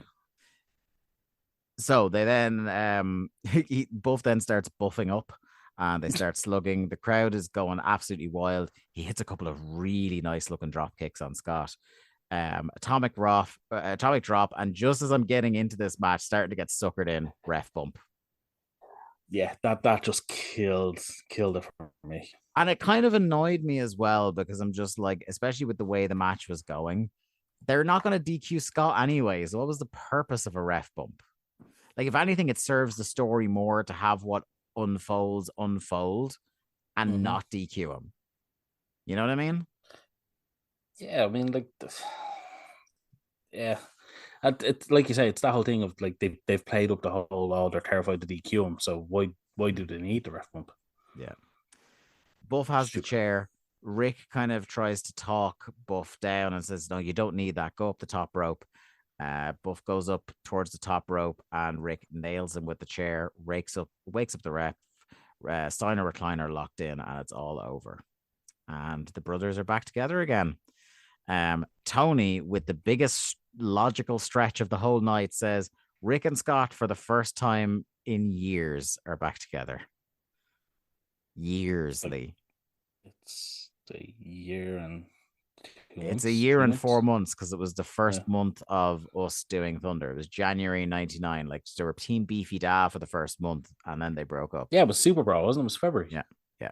So a year and 3 or 4 months. Yeah, so years. You're really fucking stretching it. Right, so I mentioned when we were talking about the TV title match earlier on. Yeah. I like that they've done the Harlem Heat are back together. Are they not at the same time as they're doing the Steiners? Okay. Because the whole thing is they played up that Stevie is helping Booker and trying to get Booker back on his side. Yeah. And everyone assumes that's where it's going. And they've just kind of quietly just gone, well, no, we're just going to circumvent that and just put the Steiners back together as hits. And it's like not what anyone would have expected. I'm not saying it's logical. I'm not saying it's like anyway something that you need to think about too hard. Yeah. And shouldn't think about too hard. And shouldn't, because it like probably ends up going nowhere. And the Harlem Heat stuff just ends up going in another Harlem Heat feud. God almighty. That's one thing I'm not looking forward to. Big T, baby. Big T is coming. Yeah. I can't wait for men to have a match over the rights to the letter T. Look, it's a prestigious letter in the history of the business. Yeah. God. But no, I will give this a chance. I don't think I will enjoy it. Yeah. But I do like that they did a swerve and reunite the Steiners when everyone was looking towards Harlem Heat. Yeah, and I definitely think like because I'm so into Booker as a single, I'm kind of glad. Again, if I'm in 99, I obviously know what's going to happen, so it's not going to last. But yeah, I would have been happy to have him still out on his own. And I think like we said earlier on, it very much feels like Rick has been slotted to the lower card. Yeah. So whereas a Scott is very obviously destined for the top of the card. So it's not so much a reunion of them, it's more of they're back working together. The dynamics of the Steiners versus Harlem Heat is that there's a hope that if you put the Steiners back together, it might raise Rick's profile a little bit. Whereas my concern would be you put Harlem Heat back together and Stevie drags Booker down. Yeah. At this stage. I agree with that. We get what do we get next? This is the most interminable few minutes on the whole show, right? We get a Sting Goldberg video. That's fine. We enjoyed that. Of all the video packages we had seen on Thunder, that was, I think, one of the ones we actually liked. Then we get Brain saying Goldberg is going to win because he has that drive to move forward. Tenay then backs Sting in his prediction. Then we go straight into a DDP Kevin Nash video. And then we go straight into another video, which is another recap of the Flair stuff, which we saw earlier on in the show. We saw 100 times on Thunder. Guys, space them the fuck out, okay? Like, you don't have to do video packages for matches that are going to happen in half an hour. I think they were just filling time at this point. Oh, they absolutely were. They realized they'd kind of run short on time. As in, something had gone a lot shorter than they had planned. Then we get our singles match, Roddy Piper versus Ric Flair. And this is funny. Like, again, we'll get into talking about the match in a bit more detail in a second, but I find it funny how substantially less interesting this match was to me than the referee versus the valet. And if you'd said that to me about a Ric Flair match, I would have slapped you in the damn face. Yeah, it's not good. It's not good. And look, obviously Flair is older than he was, but like, this is one of those where Piper was never a great wrestler, apart from in very isolated periods of his career. And he is certainly not a great wrestler in 1999 and is definitely firmly in the category of, if it wasn't for his buddies and his status, his quote unquote status in the industry, on merit, that guy has no right being in a ring wrestling in 1999. No, definitely not. It's just like, it's sad. Like, Do you know that? That's what it is. It's sad. Like, it was 1997 when Jim Cornette was doing those videos on Raw. Yeah. About like the old wrestlers in WCW. Mm-hmm. Like, this is 1999. It's 2 years later, and like, they're not any better. Yeah. Like, putting Rick, like, I understand name value, and I understand fans buy into name value, and bringing back a big name like Roddy Piper to have a match with Ric Flair, and This is by the way, this is what, 2 years after Age in the Cage? That's like year and a half. Year and a half, yeah, because it was Havoc 97, wasn't it? Yeah. So like he's already like roundly chastised as being washed a year and a half before this, and here he is. Now, granted, like Flair's a lot better a partner than Hogan to have in the ring with you, but still. Yeah, it's just it just does not help the perception of the company at all. No. Like, you can have a Ric Flair on a WCW pay-per-view. You just cannot put him in there with somebody the same age as him. Yeah. That's not what you want to use him for. Like, it's not what he...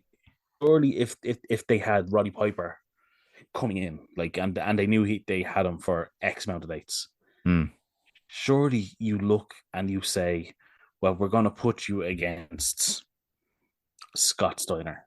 Yeah. And we want you to give him the rub and get him over. Yeah. Like, I just don't see the point in putting Flair and Piper together and putting it on pay-per-view. No. If you want to give them, like, it's even at this point, if you want to give them fucking surrogates, they should not be. You know, it's classic WCW, because it's like the only thinking is that these are the name stars. So we put them with each other. Magic will happen.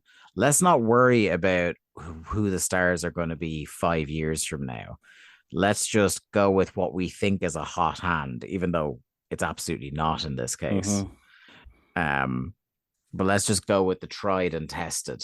Because like there would have been a time where, you know, Flair versus Piper in a grudge match for control of a territory could have been a heated program, but it's not 1999. And I think, as well as the whole, you know, what we've already said about just Piper not being any good in the ring anymore at all, is that people are completely burnt out on the constant who's in control of WCW. So I think there's that layer to it as well, as like, not only is this not a compelling match in the ring, but it's not a compelling story that you're trying to tell. We're going to pop at the places we know you're trying to encourage us to pop in, but that's kind of because we like Rick. And we don't want to disrespect like Eric Bischoff turned on WCW in what, like August, July or something of 1996. Something like that, yeah. It's now May of 1999. And we are still doing the who controls WCW. Yeah. And the power brokers, like you've had, like we've ran through the list before. You've had Bischoff, you've had JJ Dillon, you've had Nick Lambros, you've had Harvey Schiller, you've had Ted Turner himself, you've had fucking who else? Ric Flair, Larry fucking the Zbyszko face Bischoff for control of Nitro, and like just an unimaginable list of people, and it always, no matter what, comes back to Bischoff. And it's funny because, like, this is again another thing that I think people will lay at the feet of Russo, who definitely got involved in all that shit with, you know, the powers that be and stuff like that. But I don't think we all kind of acknowledge or appreciate that, like, this is another one of those tropes that WCW was long wearing into the ground before that fucking Egypt showed up. Like the Bischoff Flair match was at Starrcade. It's now 6 months later. Yeah. And Flair was only supposed to be present for 90 days? Yeah. And then, like, at the end of the 90 days, they were kind of like, instead of just completely ignoring it, they were kind of just like, they brought it back up that he's supposed to be 90 days, and they're kind of like, oh, yeah, whatever. Kind of like he's insane now. Yeah, kind of that's like what it is. The Ric Flair on psychiatric hold thing was another thing where it was supposed to be 72 hours, and he was in there for 2 fucking weeks because they had all these ideas for these interminably long, terrible skits with him in the asylum. I don't feel like recapping the actual match here No. because like what happens, like there's a bit at the start where a little Nate comes in and they fire Johnny Boone and his earrings. There's a long spot where his arse comes out. Interference, punch kick. It's terrible. Yeah, there's like stuff involving little Nate who's referee again. There's Aaron gets involved, Asia gets involved. Piper forces a kiss on Asia. It's just the whole thing just sucks. And they do a dusty finish as well. So like Flair cheats to win. And then who comes out to restart the match? But Eazy-E, who is just back, and in spite of the fact that Ric Flair like has booted him out of his job, and Ric Flair is still the president of the company and just secured control of it, somehow Eric Bischoff has the authority to restart the match. That's absolutely never explained. Well, he doesn't restart the match. He just decides that Piper won. Oh yes, that is true. He reverses his decision, should I say, rather than the match. And him and Piper hug. Yes, they embrace. Flair absolutely loses it. Piper says you're fired, because oh god, we definitely haven't had enough of authority figures firing people who definitely won't be off TV at this point in the company. Now, one thing I did like about this segment, Ric Flair getting in children's faces, wooing at them, and then telling them to shut up. 5 stars. But I just wrote, what in the fuck is this? Like, this is an absolute mess. And again, it's another one of those things, like I said earlier in the show, they just had this idea that wouldn't it be cool if Bischoff comes out and reverses the decision? So because not 1 second more of thought was put into it or the logic of any of it. It's because Flair is now a heel that Bischoff is now a face. Yeah. He's defaulted into being a face for the first time since he joined the NWO. And he's just normal Eric Bischoff now because he has he's just wearing a polo shirt and he's just, and sneakers, yeah. Yeah, he's just Eric Bischoff here. A nice neighborhood wife swapper. Yeah. Let's just move on. Who is the franchise? That is what this video package asked us. Once again, the answer wasn't Shane Douglas. Surprised. Then we get Sting versus Goldberg. What a contrast to these last 3 matches. Just 2 guys coming out to see who is the best in the company. I will say instantly, I don't know if you noticed this, Sting looks fucking hyped for this. Sting looks hyped for this. And as well as that, just the other thing I noticed, the tone of the show just immediately changes. And it's like life is breathed back into Tony, Brain, and Tenay.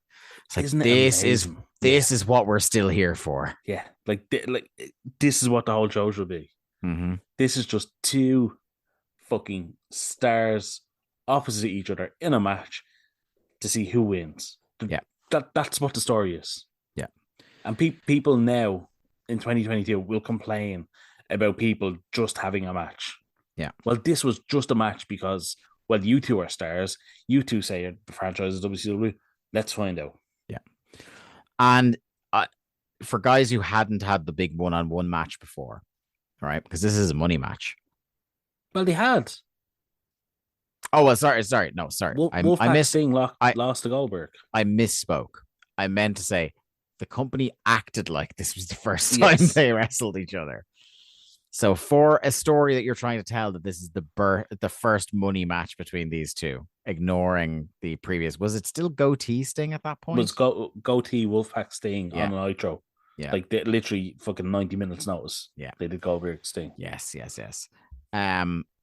But their styles play very well into each other because it's Goldberg all power, all might, and the classic babyface Sting never quits, never gives up. So that's just what you have to do for the match. Goldberg does all his cool moves and Sting just keeps coming at him. Yeah. And excuse me.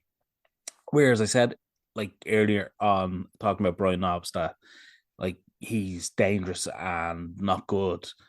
I thought this was sloppy, but I thought this was the good sloppy. Yeah. As in, it looked like a fight. It looked like the aforementioned Sasha. Yes, exactly.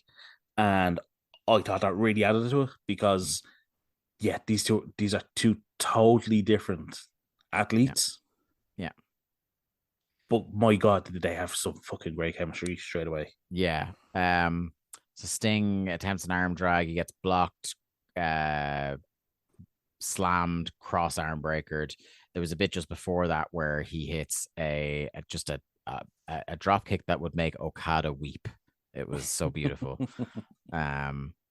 Sting gets a Boston Crab in, but Goldberg is able to power him off. And they're talking about how like Sting has already been kind of working the leg here, and just the power it takes in a leg to just launch Sting off you like that is incredible. So Sting is working the leg to take the power, the base away from Goldberg. He then works a headlock. Goldberg fights back. Sting hits a suplex. Goldberg simply says no to this and does kind of like a version of a hip toss for a near fall. Neck breaker from Goldberg, but he's still selling the leg. Goldberg tries a spear in the corner and eats turnbuckle. Sting hits a top rope forearm, 2 stinger splashes, and then on the third one, he goes for it again, and he gets speared out of the fucking air.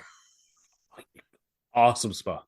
I loved it. It's not the cleanest looking spear, like I said. Yeah. It's sloppy, but just great fucking looking spear, I thought. Yeah. And then like I get it, but I'm kind of like, I would have liked to have seen a proper finish. Bret Hart just casually walks into the clearing. He hits Goldberg in the head with a chair, pretty much like Scott Steiner was planning to in that match earlier on.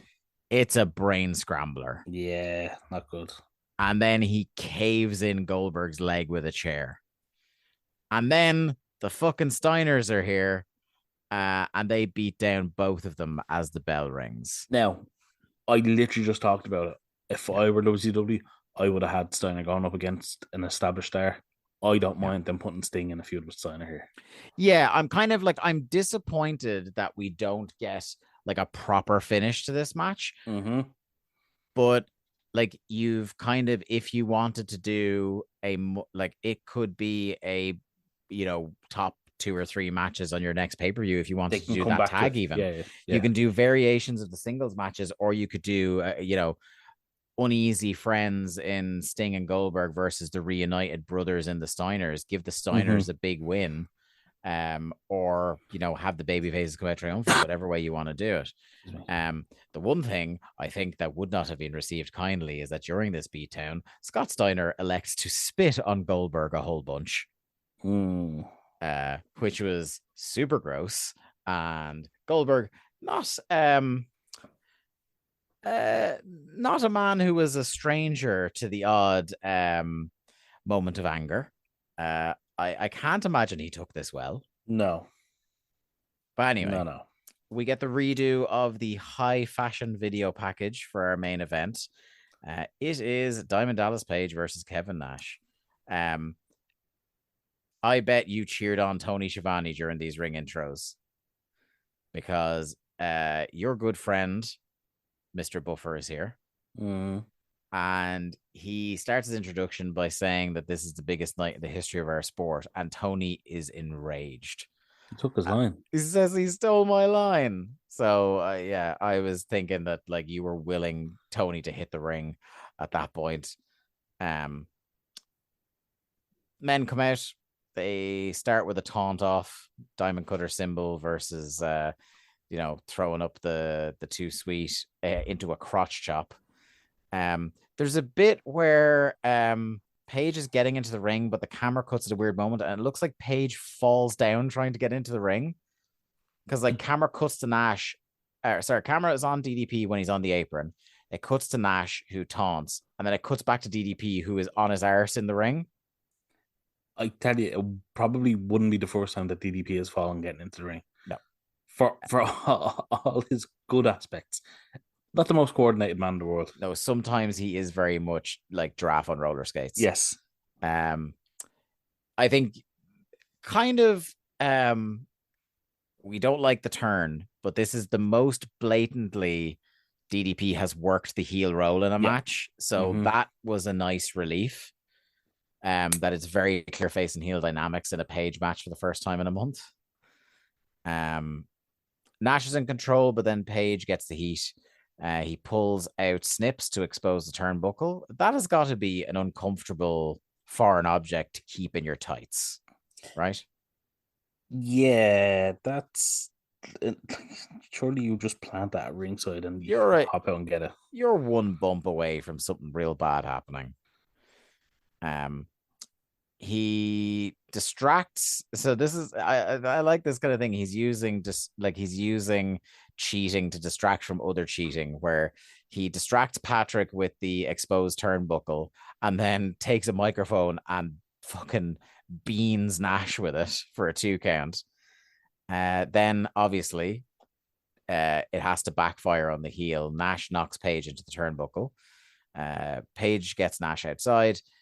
He hits a diamond cutter on the floor, and for some reason, Lee, absolutely fuming. It's not a falls count anywhere match, which was never in the offing. Just one of them logical wrestler things of, well, I hit my finish, so I should be able to pin him. He goes to the ref. He goes, falls count anywhere. And the ref's like, no. It's really weird. Page, what happens next? So rolls him in and gets his feet on the ropes, but Nash kicks out. DDP tries the ring post figure 4, but big old spoon Nash stops him. He's kicking and stomping and taunting Nash to get up. Nash gets up for a second. He starts a comeback with a whip and a corner clothesline. Snake eyes to the exposed steel. Hits the big boot. Calls for the jackknife, and immediately Randy Savage materializes in the ring for the DQ. And I feel like there are DQs and then there are DQs. And would you agree with me that this particular DQ sucked the fucking life out of the building? Yeah, killed the crowd. Especially coming after a DQ in what had been a hot match between Goldberg and Sting. Yeah. I think doing one DQ on a pay-per-view is enough. Like if it's to advance a story, like the Sting Goldberg match, like basically it's to spin off into 2 different feuds. Yeah. I don't think you can follow that with another DQ in a title main event. And then you get, speaking of, like, you know, we talked about the mirroring of the Steiners and the Harlem Heat thing. It just feels like they had 3 or 4 ideas in this company at the time, because again, Bischoff comes out and this time he does restart the match. DDP does a float over Russian leg sweep, which looked cool.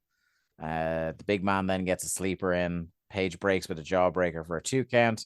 Page goes to get a chair and he does the angle rebound, hit myself in the head chair spot. Nash covers for 2, takes the straps down, jackknife, and we have a new champ. Like the DQ killed, but I don't think it wasn't a bad match. No. Like I thought it was worked pretty well. Like, it was fine. I was on the higher end of the Nash scale. Obviously, these 2 are good friends and have been for many, many, many, many years. Yes. So that obviously helped with the Kevin Nash factor of the match. Yeah.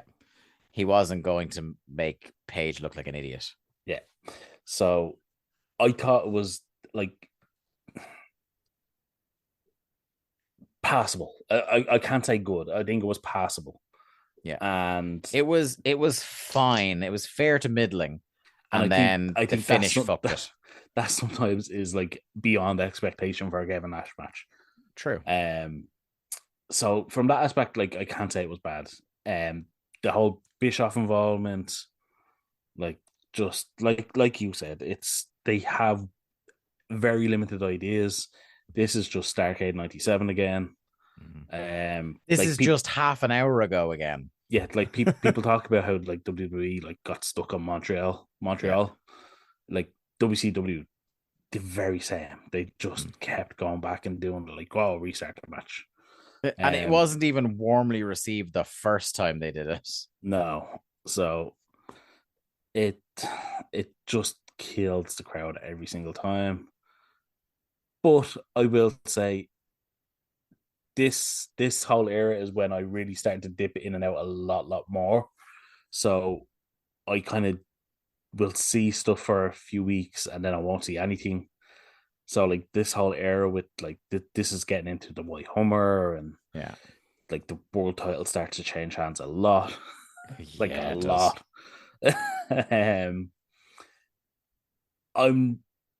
I'm cautiously optimistic that I'm going to now enjoy the craziness of what's to come in the next couple of months. Yeah. I'm not saying it's going to be good because it won't. It won't. I'm categorically saying it will not be good, but I'm hoping I enjoy just how fucking ridiculous it gets. Yeah. Yeah. Well, that brings us with the weird moment of the commentary team, the babyface commentary team, thanking God for Eric Bischoff. We leave Slamboree 99. I got to know from you, Lee. What did you think of the show, and who were your winners and losers?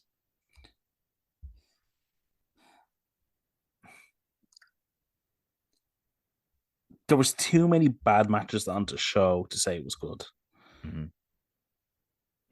But there was also enough good on the show that I didn't hate it. Yeah. I think like you said, fair to middling is absolutely the way I'd describe it, like thumbs in the middle. Mm-hmm. And I think Sting and Goldberg absolutely delivered on their end for what they were sent out there to do. Yeah. I think Nash and DDP had a good main event match, just let down by the booking, which is Kevin Nash. Yeah. I'm intrigued by the Steiner stuff. I continue to feel that Raven and Saturn are like just so far and away one of the best parts of the show, the entire company. That's a damn shame that by the time we reach next pay-per-view, that Raven's already gone. Yeah. Good night, sweet prince. It's there's so like there is good stuff there.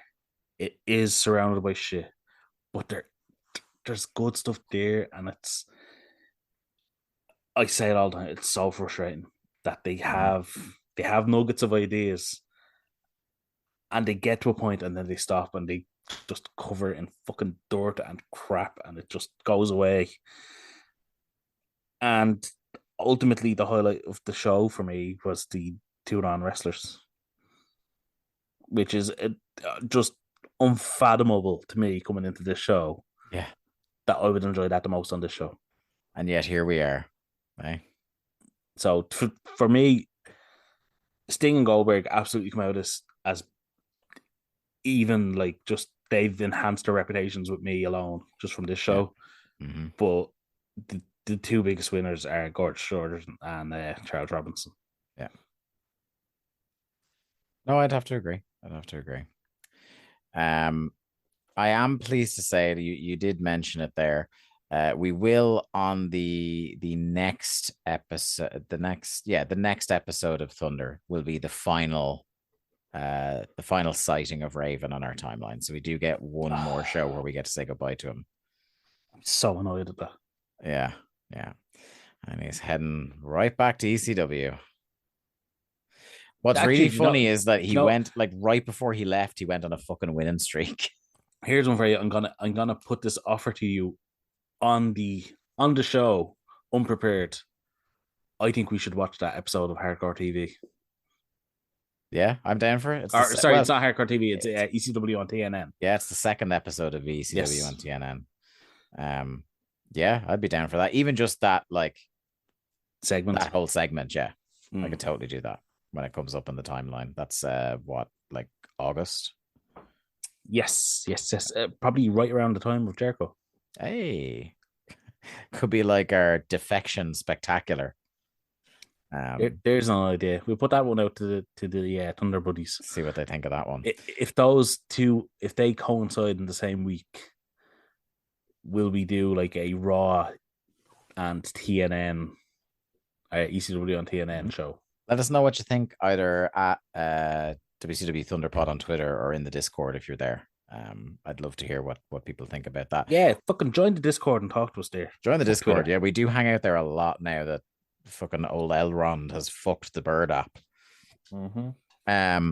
The finish counter brought to you by Ludwig Borga. 9 matches with 4 clean finishes and 5 interference leading directly to a finish. Yeah, only 2 or 3 good ideas, eh? Oh, hey, before we go, I have one more thing to plug. Okay. If you have not been following it, the Wrestling 101 series on VOW, voiceofwrestling.com, Wrestling 101, an incredible series of articles, basically talking about like 101 matches that any fan should have seen, not should have seen, but like should know about and know a bit more about. So it's not like the best matches of all time or the greatest matches of all time. Mm-hmm. It's like, here's this death match that gets talked about a lot, or here's this TV match. So on the late series of matches, it was what could have been or what should have been. And it was Rich Craich talking about the CM Punk John Cena match from Money in the Bank. Mm-hmm. We had Alan Farrell talking about a match from Noah. Mm-hmm. There was Shibata Okada. I can't remember who did that one. Oh, it was Neil David from VOW did that one. Right. And I myself did a Goldberg Hollywood Hulk Hogan segment, and I think Rob Reed also did a match on that one that I can't remember off the top of my head, which he'll kill me for, but yeah, that was. I'm sorry, Rob. This is you get the professional in next time. Listen, Rob has podcasted with me before. He knows. He's well aware. So just, I think that was the third or fourth installment. Just an incredible series, a wonderful idea from Kevin Hare and Rob Reed for.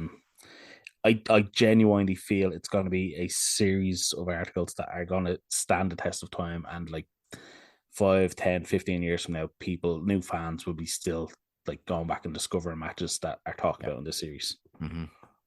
Yeah, totally. Yeah, thanks for that. Check that out. Check out the Twitter. Check out the Discord. Come hang out with us. Come chat during the week. This is Christmas week as this is being posted, so I'm going to wish all our listeners a very happy Christmas, very happy New Year. However you choose to spend the holiday season, I hope you very much enjoy it. Rest up. We've got an awful lot of content coming your way over at largemanapears.com, including our Christmas Day special for the second straight year, talking World Wrestling All-Stars with our friends Garrett and Liam from You Gotta Be Kidding Me. How they agreed to come back after last year's event with bananas and pajamas and Road Dogg bursting into rooms randomly. I'll never know. And God, it's just dawning on me that now I actually have to sit down and watch that show tomorrow before we record it. But yeah, hopefully you guys enjoy it, and we'll see you again very, very soon. Bye-bye. And fuck Jim Cornette. Thanks everyone for listening to another episode of Days of Thunder. Days of Thunder was produced by Lee Malone and edited by me, Dave Ryan. To keep up to date with the show and find all the ways to listen to us, you can follow us on Twitter at WCW Thunderpod, or click the Linktree link in our Twitter bio or in the show notes. I am at The Day to Dave on Twitter, and Lee is at Malone_713. Days of Thunder is a part of the Voices of Wrestling podcast network. Follow the VOW network anywhere good podcasts are sold for more fine podcasts than you can shake a stick at. Thanks.